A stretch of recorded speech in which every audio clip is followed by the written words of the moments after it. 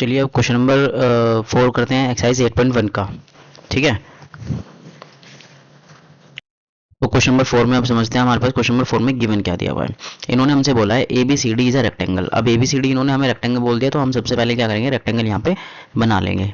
ठीक है, तो ए बी सी डी जो है वो क्या है, एक रेक्टेंगल है, वैसे हमने यहाँ पे ड्रॉ कर लिया। ठीक, तो अब इन्होंने कहा है कि जो ये है हमारे पास एक रेक्टेंगल, इसका नाम रख देते हैं ए बी सी और डी।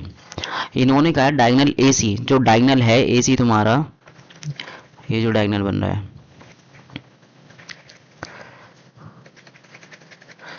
ये डायगोनल ए सी जो है बाइसेक्ट कर रहा है एंगल ए को। इनका कहने का मतलब ये है जो एंगल ए है वो बाइसेक्ट है, मतलब ये वाला एंगल इस वाले एंगल के इक्वल है। ये चीज़ इन्होंने यहाँ बता दी है। और ऐसे ही ये वाला जो एंगल है वो इस वाले के इक्वल है, ये चीज़ इन्होंने हमें यहाँ बता दी है। और प्रूफ करने के लिए ये चीज़ हमें दी है। सबसे पहले पहले पार्ट में हमें प्रूफ करना है A B C D is a square. सबसे पहले हमें ये प्रूफ करना है कि ए बी सी डी जो है ना वो एक स्क्वायर है। ठीक है, तो उसे करने के लिए हमें क्या करना पड़ेगा वो लिखते हैं। अब देखो, सबसे पहले अगर गिवन लिखना चाहे तो हम गिवन भी लिख सकते हैं। तो एक काम करते हैं, पहले गिवन ही लिखते हैं। गिवन हमें जो दिया हुआ है, गिवन में बताया A B C D is a rectangle. ठीक है, तो रेक्टेंगल होने से अपोजिट साइड क्या हो जाएंगे, इक्वल और पैरेलल हो जाएंगी इसकी, ये चीज़ हमें पता है। दूसरा हमारे पास ए सी डायगोनल बाइसेक्ट कर रहा है एंगल ए को, ये चीज़ भी हमें यहाँ पता होनी चाहिए। तो ए सी जो है, पहला पॉइंट हमें ये गिवन दिया हुआ है, दूसरा पॉइंट हमें ये bisect angle A and angle C. ठीक है, इक्वल हो गए, ये दो चीज़ इन्होंने हमें यहाँ दे दी है। अब फिर इन्होंने हमसे टू प्रूफ के लिए कुछ बोला है, वो चीज़ हम यहाँ देखेंगे। वन बाय वन हम यहाँ पे करेंगे। सबसे पहले हमें क्या करना है, फर्स्ट पार्ट करना है। फर्स्ट पार्ट के लिए हम सोल्व करते हैं इसे। फर्स्ट पार्ट में हमें स्क्वायर प्रूफ करना है। अब देखो, स्क्वायर प्रूफ करने के लिए हम क्या कर सकते हैं वो चीज़ हमें यहाँ देखनी पड़ेगी। ठीक है, तो अगर हम क्या करते हैं, ट्राइंगल लेते हैं। अगर हम ये वाले जो ट्राइंगल लेते हैं, या फिर ऐसे कर लेते हैं, चलो दो तरीके, देखो दो तीन तरीके हैं हमें इसमें।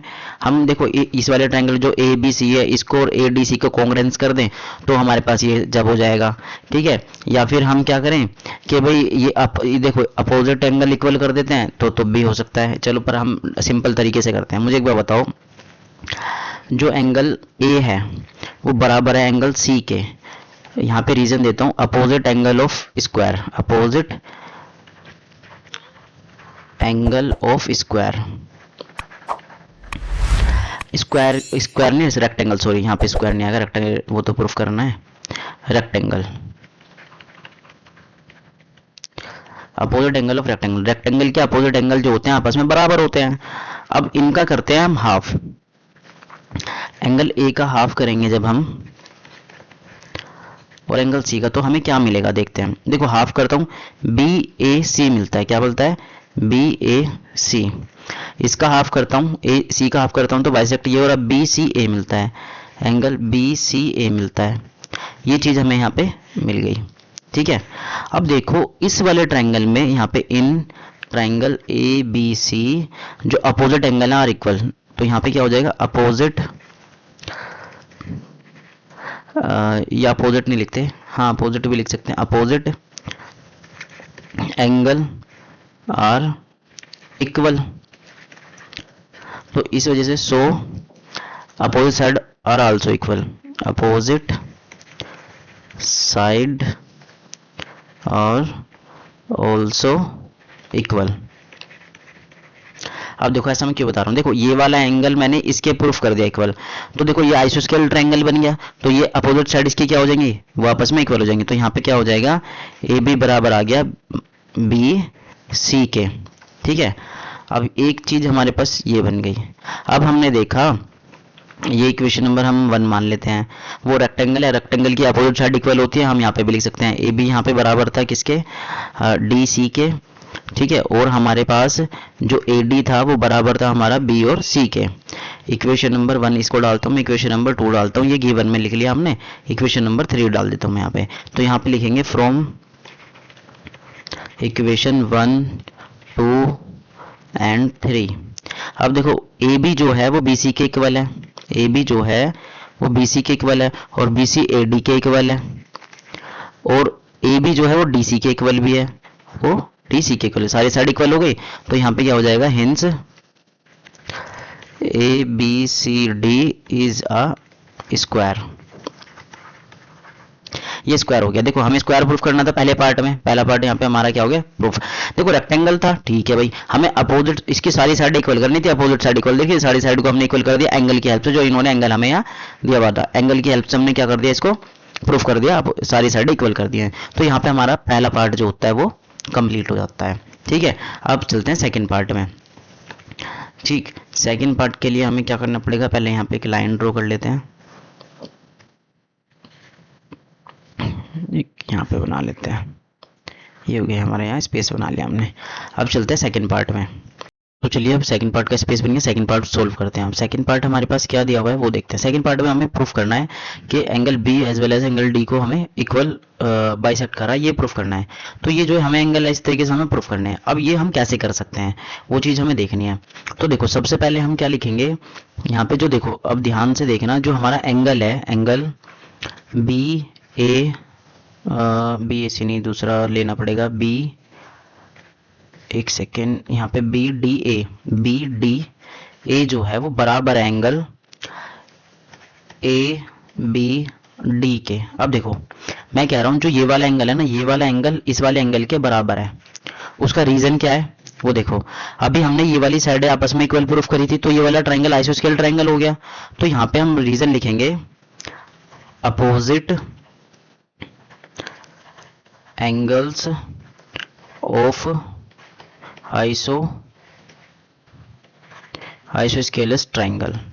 ठीक है, तो ये यहाँ पे हमने रीजन लिख दिया कि भाई ये अपोजिट एंगल हैं आइसोस्केल ट्रायंगल के, इसलिए इक्वल होंगे। देखो क्योंकि देखो ये वाली साइड जो है इसके बराबर है, तो ये वाली साइड बराबर है, तो अपोजिट एंगल भी क्या होंगे इसमें, यहाँ बराबर होंगे। यहाँ डायग्राम से हम इसमें देख सकते हैं, आइसोस्केल ट्रायंगल की प्रॉपर्टी यूज कर सकते हैं हम इसमें।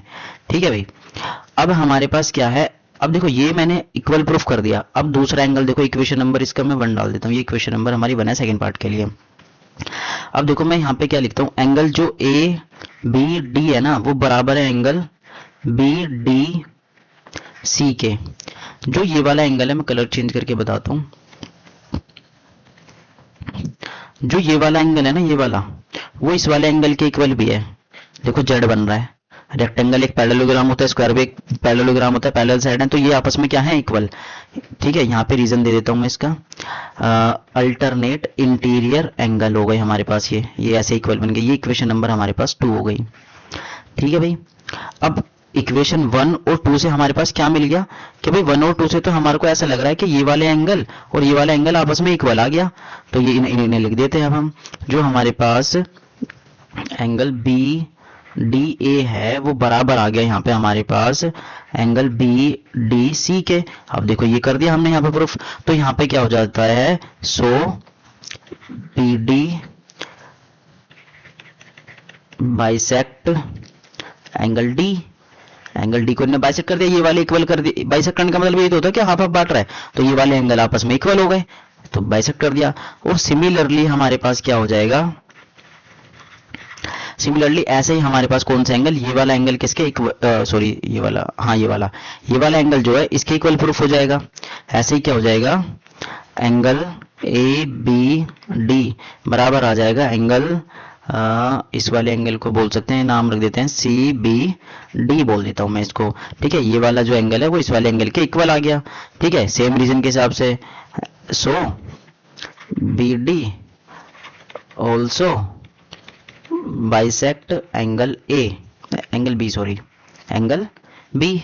यहाँ पे आंसर हो गया हमारे पास, ये प्रूफ हो गया। हमें ये तो प्रूफ करना था कि बाइसेक्ट कर रहा है, मतलब कि ये वाला एंगल इसके बराबर है। अगर हम डायग्राम में देखें ऐसे, यहाँ पे देखें कि ये बीडी डायग्राम है, ये वाला एंगल इसके बराबर करना था, ये वाला एंगल इसके बराबर करना था, तो हमने कर दिया। हमने अल्टरनेट इंटीरियर का यूज करा और अपोजिट साइड का यूज करा आइसोस्केल ट्रायंगल का, और उससे क्या हो गया, इक्वल हो गए। ठीक है भाई, तो यहाँ से हमारे पास क्या हो गया, बी डी जो है हमारे पास उन्हें बाइसेक्ट करा डी को भी, बी डी ने आल्सो बाइसेक्ट करा बी को भी, तो डायंगल हमारा बाइसेक्ट किसको कर रहा है, दोनों को बाइसेक्ट कर रहा है। यहाँ पे हमारा ये प्रूफ हो जाता है। ठीक है, तो यहाँ पे क्वेश्चन नंबर 4 हमारा कंप्लीट।